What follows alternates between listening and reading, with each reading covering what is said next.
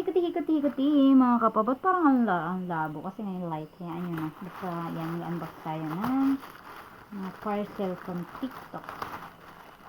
So, mga mura lang ito. Mga sale. Ano, tago 100 plus. Hindi natin makuha.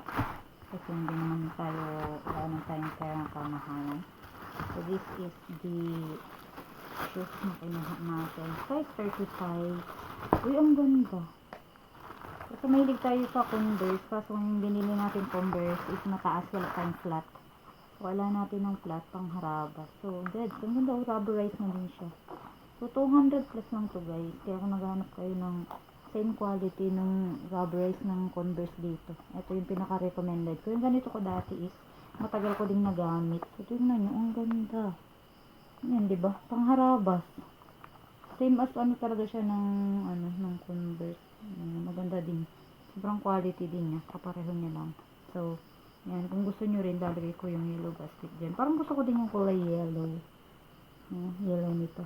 So, ganda. Lalagay ko dyan sa yellow basket. Check out na kayo habang mayroon pa. Kasi baka maubusan kayo ng stock. Yun lang. Bye!